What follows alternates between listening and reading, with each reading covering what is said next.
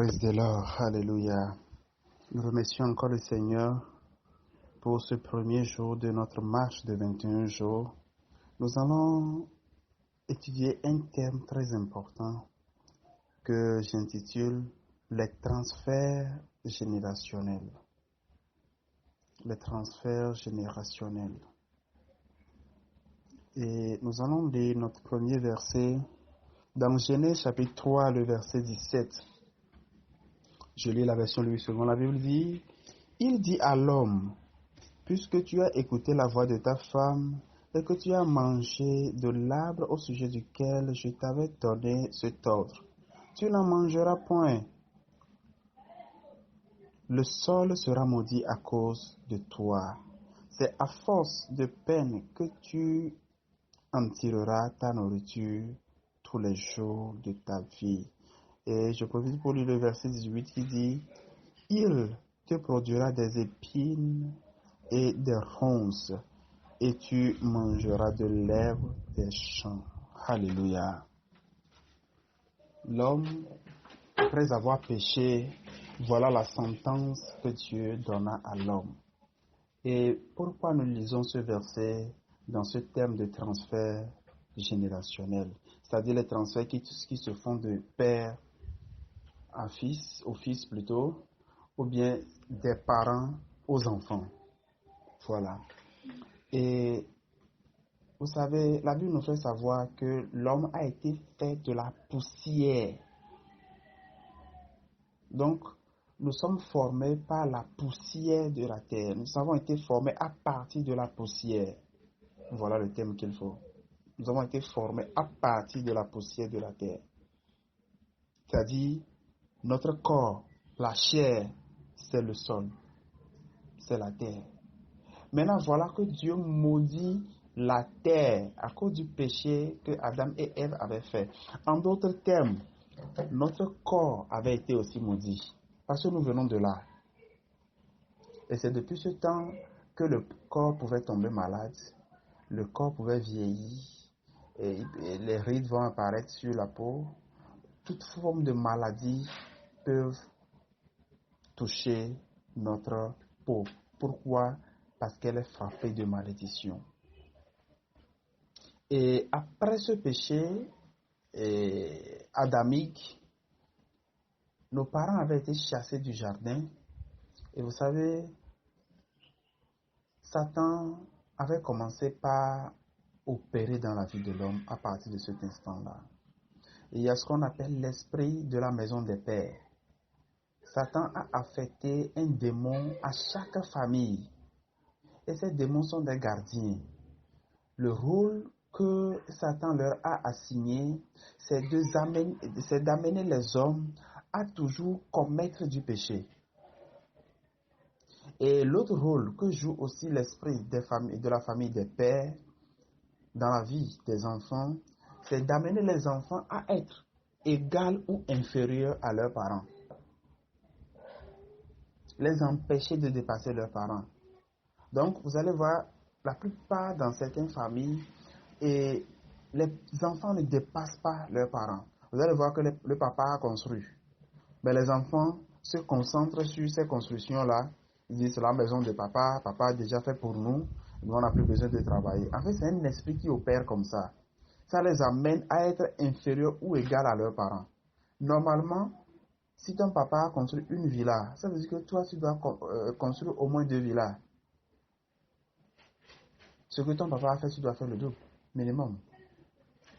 Mais aujourd'hui, on se limite pour gérer ce que papa a fait. C'est l'œuvre de ces esprits de la famille des pères.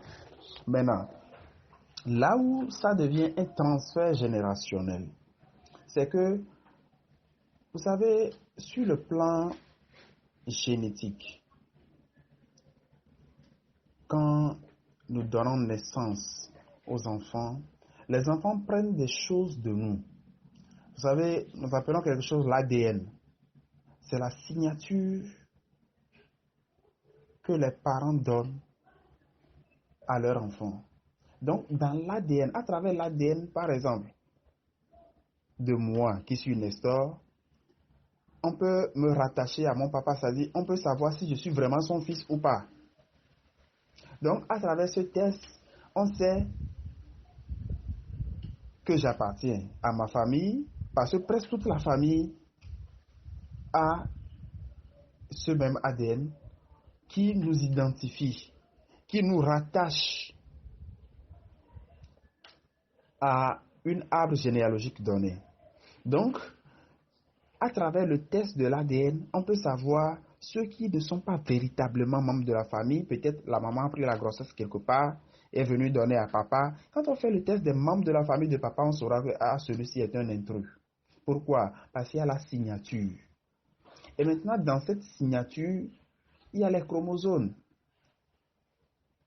Et nous savons que chaque personne a 46 chromosomes.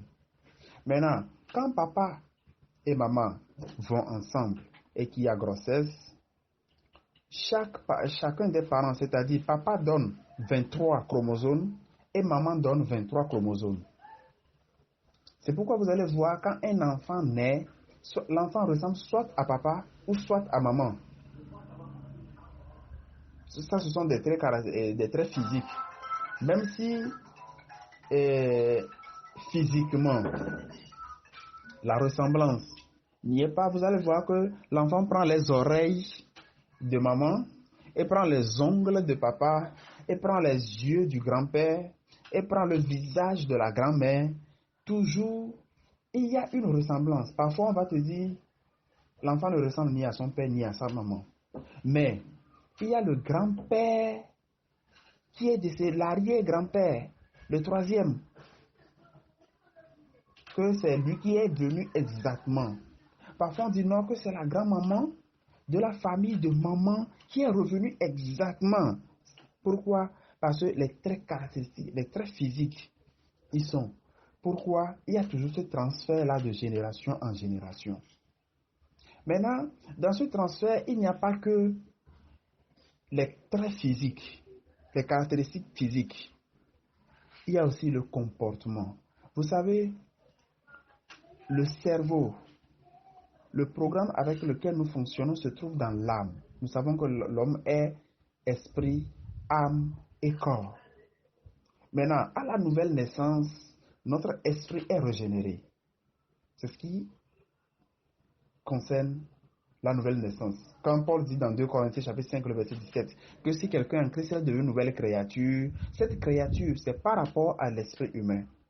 Mais l'âme et le corps ne sont pas touchés. Pourquoi? Parce que toutes nos informations, tout ce que nous apprenons à l'école, tout ce que nous faisons, même nos péchés, nos habitudes, est stocké. Toutes ces choses-là sont stockées dans l'âme. C'est le pourquoi Dieu ne régénère pas l'âme. Parce que si l'âme était régénérée, même si on te demande quel est ton nom, tu ne peux pas répondre. Parce que le cerveau serait complètement effacé. Tu ne sauras même pas que celui-ci c'est Kofi, l'autre c'est Kojo, ici c'est la pâte, on mange. Tout ce que tu as appris, comment marcher, comment chanter, comment danser, tout ce que tu as appris serait effacé. C'est le pourquoi Dieu ne régénère pas l'âme, mais il régénère seulement l'esprit. Dans l'âme est stocké tout ce que nous avons comme information. Et le corps est la maison, la bise que portent l'esprit et l'âme. Et l'âme d'une personne se trouve dans son sang. Dans Genèse chapitre 5, le verset 3, la Bible nous dit que Abraham donna un fils à sa ressemblance et à son image, pas à la ressemblance de Dieu. Pourquoi? À cause des transferts génétiques. Donc les chromosomes sont porteurs d'informations. Et ces informations sont transférées à nos enfants. C'est pourquoi on a l'habitude de dire aux parents, si tu es menteur, si tu as l'habitude de mentir, lorsque tu commences par faire des enfants, tu te maries, tu sais que maintenant tu vas faire des enfants, il faut laisser ce comportement-là. Parce que tu donneras naissance à des enfants qui vont mentir exactement comme toi. On n'aura même pas besoin de leur apprendre comment mentir. Parce que ces informations sont stockées dans les gènes que nous transférons au cours du rapport. sexuelle et les enfants naissent avec ces infos-là. Vous allez voir que si dans la famille, et c'est la couleur rouge que papa aime, il y a un des enfants qui viendra, même si l'enfant n'a jamais été à l'école, vous présentez 6 couleurs devant lui. Il va choisir le rouge. Vous lui demandez pourquoi, il va dire non, que c'est seulement le rouge qui l'intéresse. Pourquoi? Parce que l'information lui a été transmise à travers les chaînes. Donc, l'ADN, les chromosomes, ne sont pas seulement transférés pour permettre d'identifier quelqu'un par rapport à sa famille, mais il y a toutes les informations qui y sont transférées. C'est le pourquoi on a l'habitude de dire aux mamans, si une maman tombe enceinte, de lire souvent, d'être quelque part où il y a la bonne ambiance, d'écouter la bonne musique, et de développer un comportement qui permet à l'enfant de naître avec de bonnes habitudes, de bonnes attitudes. Pourquoi? Parce que ces informations sont stockées dans les chromosomes qui sont transférés. Et l'enfant prend moitié papa, moitié maman. C'est de la même façon que le papa a agi, que les enfants aussi agiront. Pourquoi? Parce que les mêmes gènes sont transférés à ces enfants-là. Alléluia. Maintenant, revenons encore sur le plan spirituel. Nous avons toujours l'habitude de croire qu'il n'y a que les maladies qui sont transférables, il n'y a que les malédictions qui sont transférables. Non, il y a aussi les actes, les comportements qui sont aussi transférables. Nos habitudes qui sont transférables, nos goûts sont transférables. Notre façon de penser, c'est aussi transférable. Notre être entier est transférable à travers les gènes. C'est pourquoi il faut beaucoup faire attention pour ne pas reproduire certaines erreurs que nos parents ont fait et que nous continuons de faire aujourd'hui. Nous allons prendre l'exemple d'une grande famille dans la Bible. Nous allons prendre l'exemple d'Abraham. Et vous allez voir la famille d'Abraham, ce qu'ils ont eu à toujours faire. Nous allons rapidement lire Genèse chapitre 12, le verset 11 et le verset 13. La Bible dit: comme il était prêt d'entrer en Égypte, il dit à Saraï, sa femme: voici, je sais que tu es une femme belle de figure. Retenez l'expression belle de figure. Le verset 12. Quand les Égyptiens te verront, ils diront: c'est sa femme, et ils me tueront et te laisseront la vie. Dis, je t'en prie, que tu es ma sœur, afin que je sois bien traité à cause de toi et que mon âme vive grâce à toi. Ça, c'est Abraham avec sa femme. Nous allons lire Genèse chapitre 26, le verset 6 et 7. Isaac resta à Guérar. Lorsque les gens du milieu faisaient des questions sur sa femme, il disait: c'est ma sœur, car il craignait en disant: ma femme,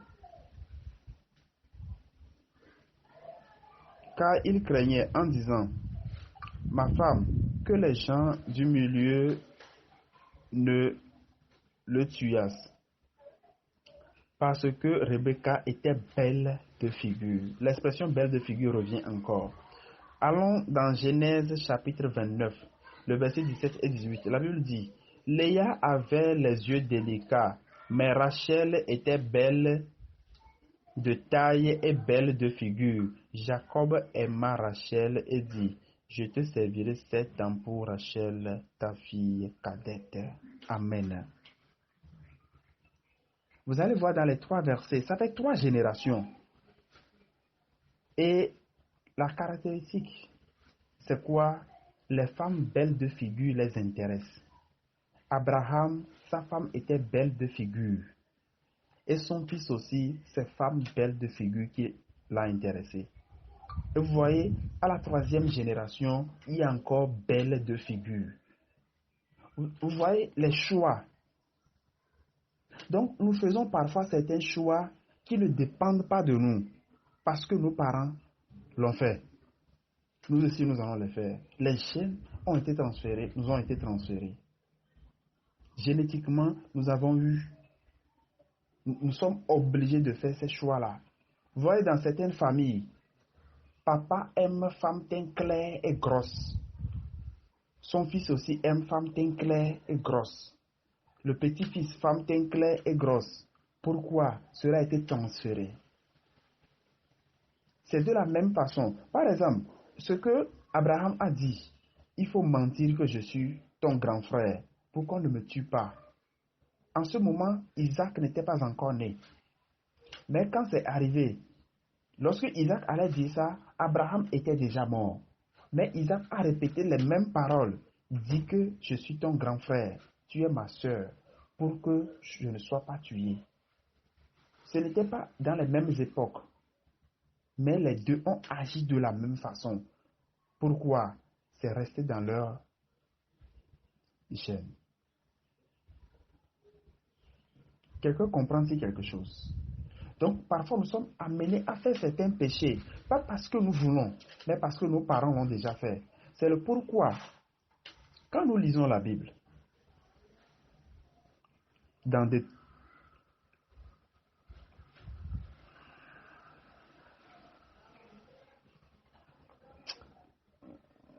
quand nous lisons la Bible, dans le livre de Nombre, chapitre 14, on va chercher Nombre, chapitre 14, le verset 18, l'Éternel dit, l'Éternel est lent à la colère et riche en bonté. Il pardonne l'iniquité et la rébellion, mais il ne tient point le coupable pour innocent. Et il punit l'iniquité des pères sur les enfants jusqu'à la 3e et la 4e génération. Vous savez quoi? C'est parce que ce que papa a fait, son fils le fera. Son fils le fera. Dieu n'est pas injuste pour punir les enfants à la place des pères. Mais c'est parce que ce que le papa a fait, le fils le fera. Le fils le fera. Vous voyez? Donc, dans la même famille, ce que papa a fait, le fils le fera. Et la malédiction, c'est-à-dire la punition qu'il a reçue, le fils l'aura aussi. Pourquoi les choses sont transférables de père aux enfants, de maman aux enfants? Vous voyez le monde dans lequel nous vivons. Nous continuons. Vous allez voir que cela amène une famille à se comporter d'une façon donnée. Et on dit, dans cette famille-là, ils sont toujours polygames. Les hommes prennent toujours 2 ou bien 3 femmes.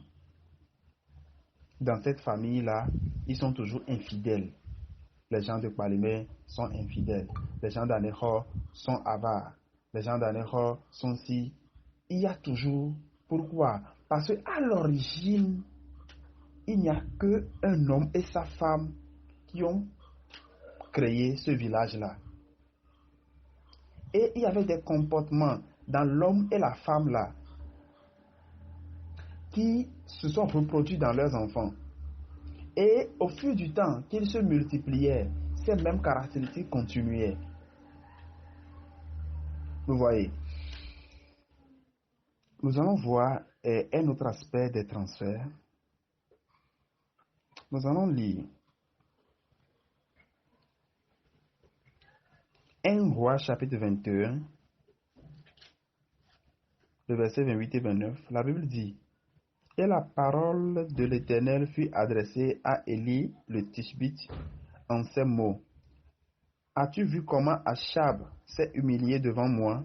Parce qu'il s'est humilié devant moi, je ne ferai pas venir le malheur pendant sa vie. Ce sera pendant la vie de son fils que je ferai venir le malheur sur sa maison. Quel malheur! Le papa a fait quelque chose qui était mal aux yeux de Dieu. Et Dieu voulait le punir, mais il s'est repenti. Il s'est humilié devant Dieu. Et Dieu dit: Ok, je ne vais plus faire venir le malheur sur ta maison. mais je ferai venir le malheur sur ta maison lorsque ton fils sera là. Dieu a imputé la punition qui devait venir à Achab, plutôt à son fils. Et c'est ce que nous vivons parfois aujourd'hui. Il y a certaines choses que nos parents ont fait mais qui n'ont pas payé. Et nous payons à leur place, malheureusement.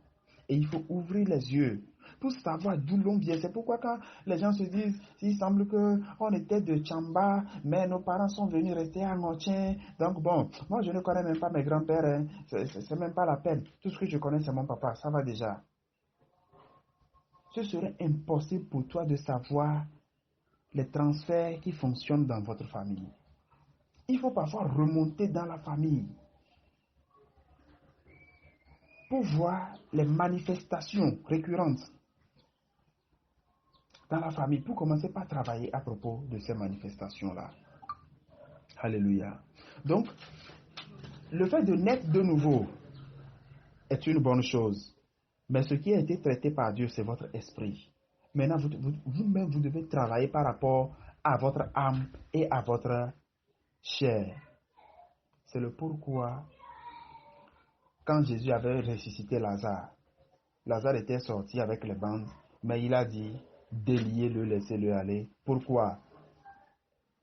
Jésus a fait sa part. L'homme aussi doit faire sa part.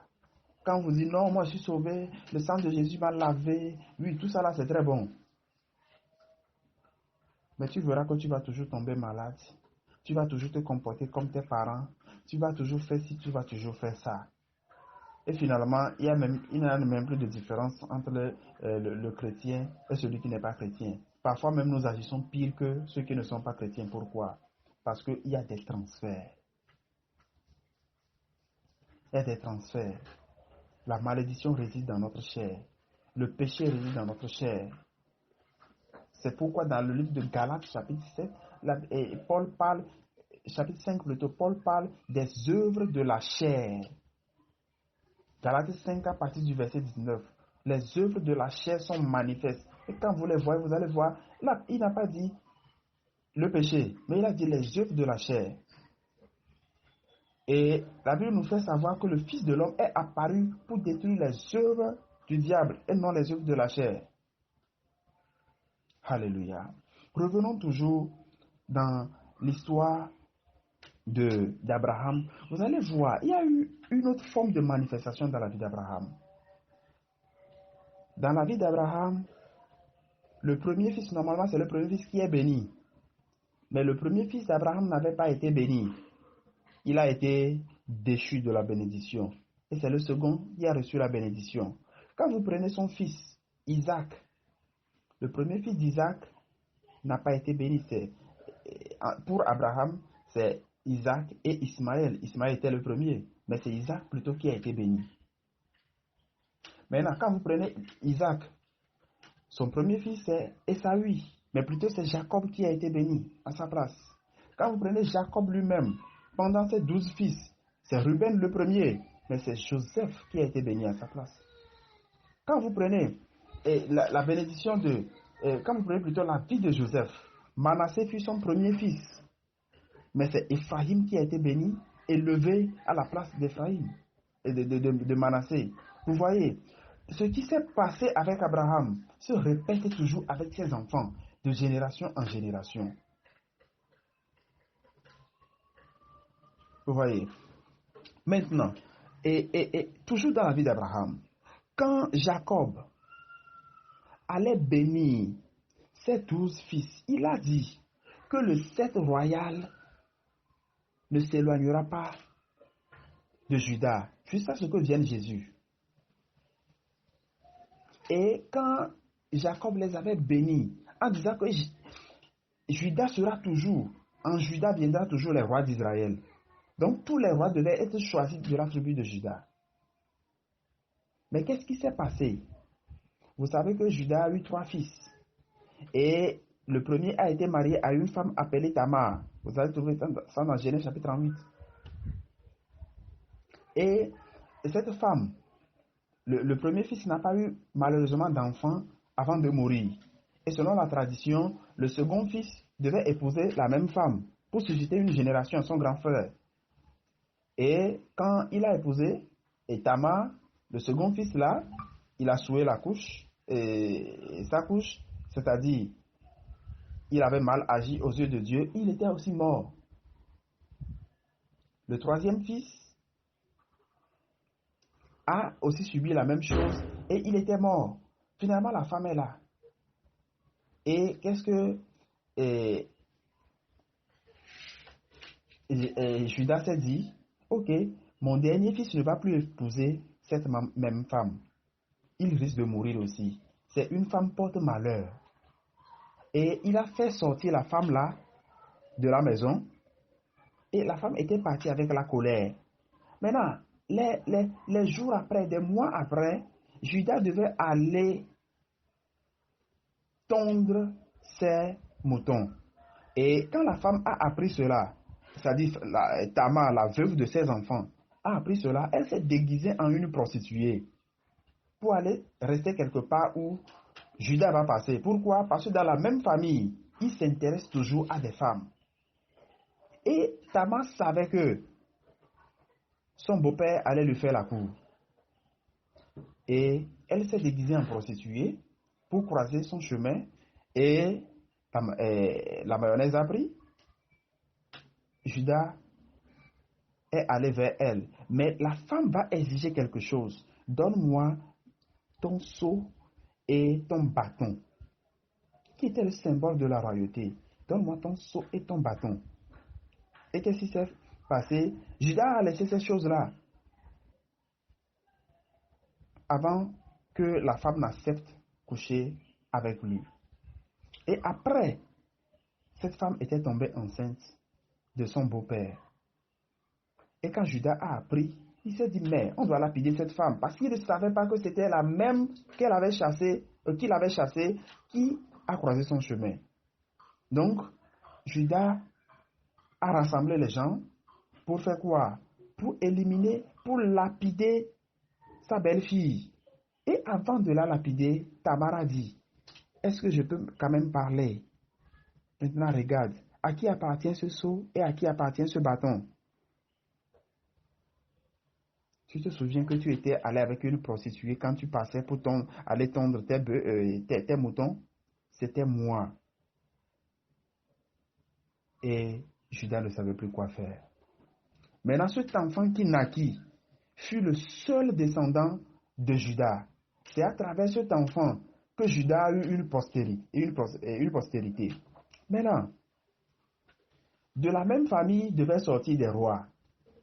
Mais il y a un verset qui frappait Judas. Nous allons lire Deutéronome chapitre 23, le verset 2. La Bible dit, celui qui est issu d'une union illicite n'entrera point dans l'assemblée de l'Éternel. Même sa dixième génération n'entrera point dans l'assemblée de l'Éternel. Alléluia. Donc, celui qui est issu d'une union illicite, c'est-à-dire quand le papa couche avec sa propre fille et qu'il donne naissance à un enfant, jusqu'à la 10e génération, les enfants n'entreront pas dans la maison de Dieu.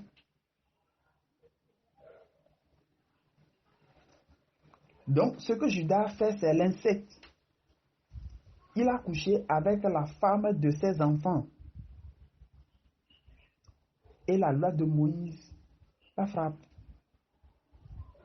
Cet enfant ne peut pas. Donc, Judas, qui devait fournir des rois à Israël, ne pouvait pas le faire. Pourquoi? Parce que il y a une loi qui le frappe. Quand Dieu parle, c'est terrible. Vous allez croire que les années ont passé, ce n'est plus d'actualité, ça ne va plus se réaliser, mais c'est faux, ça se réalise toujours.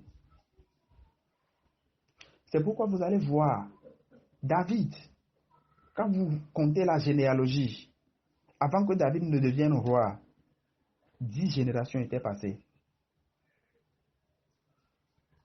De Judas, son père, celui qui a commis l'acte là, jusqu'à David. C'est le pourquoi même Saül avait été choisi pour gouverner Israël en attendant.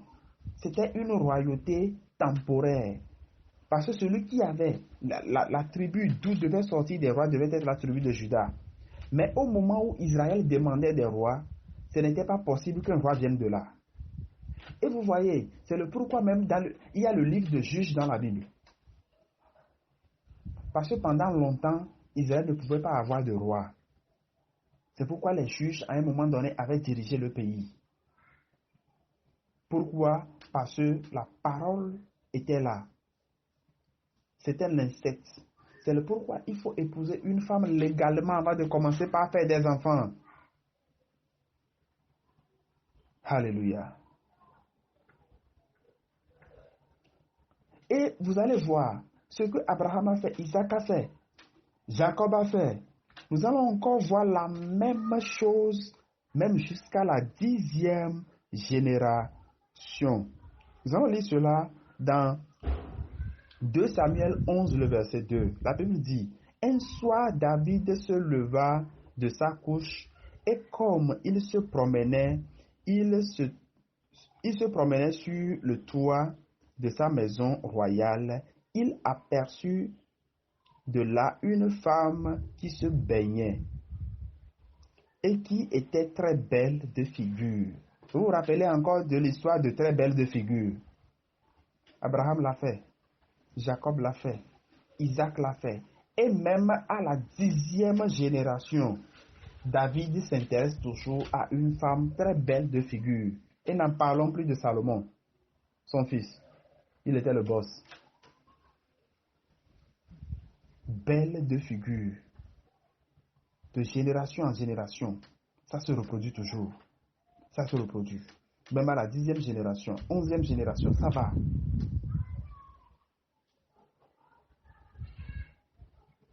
Mais il y a une bonne nouvelle. C'est pourquoi la Bible dit, soyez transformés par le renouvellement de votre intelligence.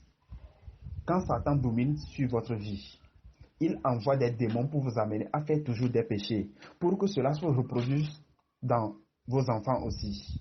Quand vous devenez enfant de Dieu, c'est-à-dire le jour où vous confessez Christ, vous avez reçu le Saint-Esprit. Maintenant, Dieu vous donne son Saint-Esprit pour que vous puissiez agir, faire toujours du bien, penser bien, pour que cela se reproduise dans vos enfants aussi. C'est le pourquoi vous devez maintenant commencer par se transformer par le renouvellement de votre intelligence. La matière première qui vous permet de finir avec cette histoire de transfert générationnel qui vous condamne, la matière première, c'est l'information. Lorsque vous vous plongez dans la Bible, lorsque vous plongez dans les Écritures, vous écoutez de la bonne musique, la musique inspirée, vos enfants se reproduisent de la même façon. Ils feront toujours de bonnes choses. Ils vont toujours être attirés vers la bonne façon d'agir. Ils vont toujours aimer Dieu, lire la Bible. Vous allez voir que les choses commencent par s'éliminer dans votre génération. Les péchés ne sont plus récurrents. Les malédictions commencent par quitter. C'est pourquoi la vraie délivrance, c'est celle qui se fait à travers la parole de Dieu et non celle à travers laquelle on impose la main aux gens et ils tombent. La vraie délivrance, c'est ce qui se fait à travers la parole de Dieu. C'est pourquoi Jésus dit, vous connaîtrez la vérité vous affranchira. Jean 8, 32. Vous connaîtrez la vérité vous affranchira. Quand c'est la parole de Dieu qui vous délivre, vous êtes réellement libre. Et vos enfants sont aussi libres. Alléluia. J'aimerais que quelqu'un commence par aller au-dedans de lui-même, faire une introspection sur sa vie, la vie de ses pères, le comportement de ses pères, pour commencer par finir et éliminer certaines choses qui se reproduisent de génération en génération. Que le Seigneur soit avec nous. Amen.